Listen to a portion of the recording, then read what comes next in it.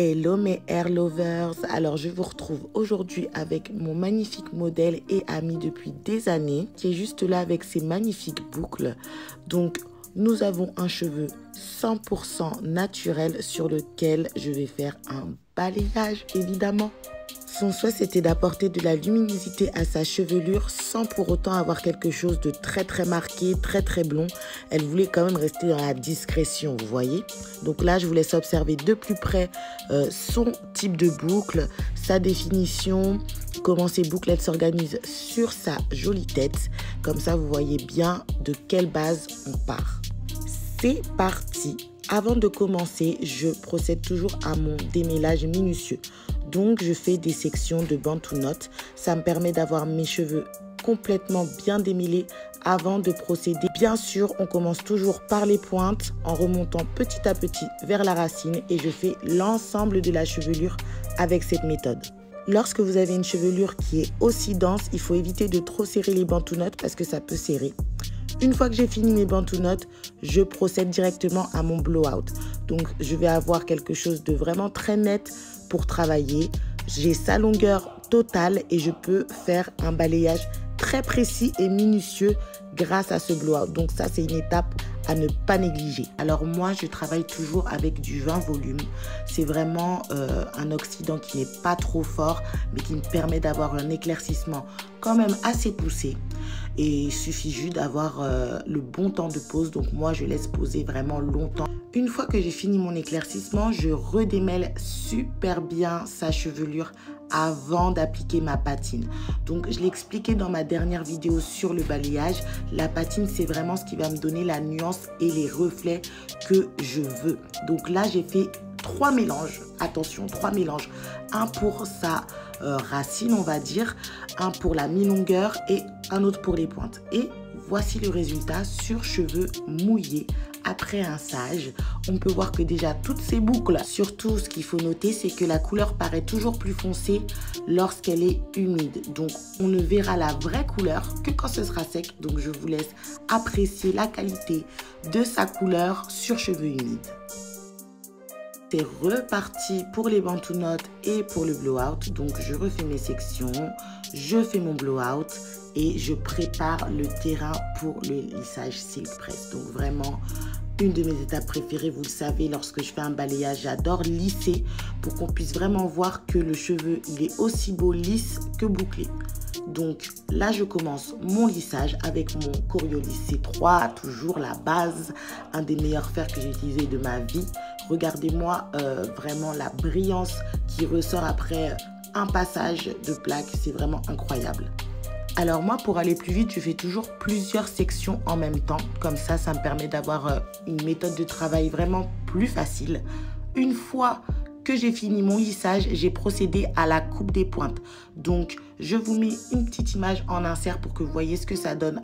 Et ensuite, bien sûr, wavy, parce que wavy, c'est la vie. Voilà, je suis désolée, je n'ai pas d'autre explication. J'adore le wavy, donc dès que je peux en faire, j'en fais. Là, il ne me reste que les quelques mèches du dessus de tête. Donc, je finis ça tranquillement et je viens peigner mes boucles pour avoir vraiment un mouvement fondu, naturel et wavy hyper glamour. Ça, c'est très important pour révéler au mieux la brillance de la chevelure. Donc, je retravaille tranquillement mes boucles et voici le résultat. Je suis hyper fan, hyper contente. Donc là, on est sur des teintes mochaccino, cappuccino, chocolaté, un peu lumineuse comme ça. On adore. Vraiment, c'est une teinte qui est hyper sympa pour l'automne, qui donne quand même de la lumière et du peps, surtout à sa chevelure qui était très noire de base, très foncée. Et là, on a de l'éclat. Encore une fois, je le répète, ce n'est pas un lissage permanent. C'est vraiment un lissage qui a été réalisé uniquement, comme vous l'avez vu, avec le passage des plaques et après un bon soin profond.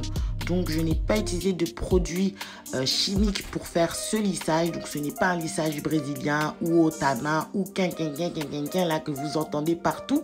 C'est vraiment sa texture après blowout, après lissage, après une belle coupe de pointe.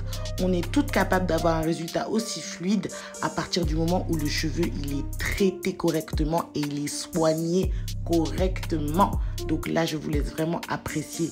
En général, lorsque vous choisissez de faire ce type de lissage, il va vous durer jusqu'à votre prochain shampoing et vous retrouvez votre texture naturelle sans heat damage, donc sans bout tout lisse, etc. D'ailleurs, je vais vous montrer. Juste là, vous pouvez voir ça, c'est une semaine après le balayage. Donc, elle est venue avec sa chevelure 100% au naturel sans avoir rajouté de produits de coiffage. Et là, maintenant, je vais vous montrer ma méthode. Alors, j'utilise du leave-in et de la mousse pour apporter une belle définition. Je retravaille vraiment mèche à mèche pour avoir une belle définition et je viens sécher le tout au diffuseur. Donc ça, c'est une étape très importante. Je coupe aussi sa frange parce que sa frange, elle avait bien besoin d'être coupée. Et voici son résultat après redéfinition de boucle. Donc pour toutes celles qui ont des gros doutes et qui me disent en commentaire sur Instagram, oui mais j'ai peur que ça dénature mes cheveux, j'ai peur de ne plus avoir mes boucles après lissage, en plus après une couleur, t'imagines?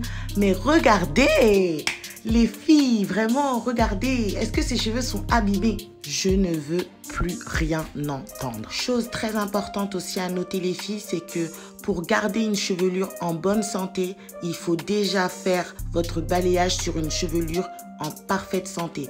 Je me permets personnellement de refuser toutes les personnes qui n'auraient pas une bonne base saine pour faire une technique de ce calibre parce que c'est vraiment quelque chose qui n'est pas anodin.